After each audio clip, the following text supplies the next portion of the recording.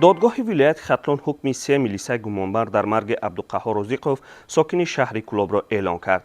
هر کارمند آنها به 14 سال زندان محکوم شدند.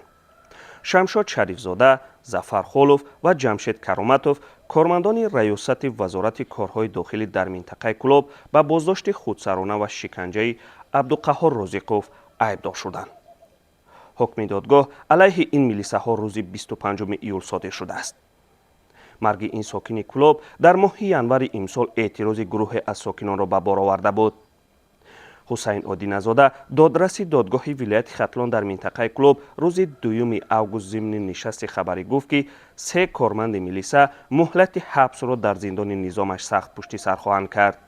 شریفزاده شمشاد امامعلی، خولوف ظفر قواتیج و کرامتوف جمشید صدلایج نسبت یا از سنه 25 ایول سال 2023 حکم صادر گردید و هر سه همینا با ماده 143 نشانه یک قسم 3 بند به کدکس جنایتی جمهوری تلسان گناهکار دانسته شده و هر کدام اینها در اساس همین ماده جزا در نماد محروم ساختن از آزادی به مدت 14 ساله و محروم کردن از حقوق اشغال منصب‌ها در مقامات کارهای داخلی به مدت 12 سال و با دادن آمدن جزا در کلان اصلاحی نظامشان سخت تعیین کرده شد.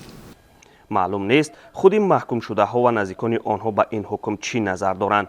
حسین آدینه‌زاده گفت یکی از عیبدار شونده ها از بالای حکم دادگاه منطقه کلوب به زینه بالای دادگاه شکایت برده است.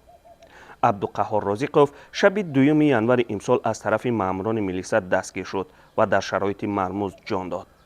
وزارت کارهای داخلی تاجیکستان قبلا در یک اعلامیه گفته بود در راه و بر اثر استعمال زیاد امفتامین درگذشت.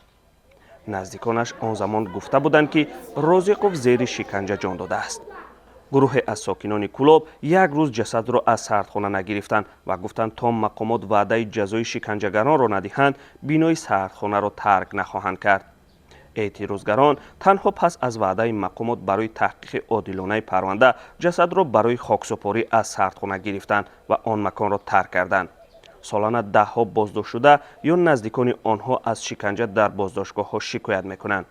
مقامات در بیشتر موارد وجود شکنجه را رد میکنند و تنها در حالتهای استثنایی نسبت به کارمندان میلیسا پرونده باز میکنند. محمود جان رحمتزاده، آزادی، کلوب.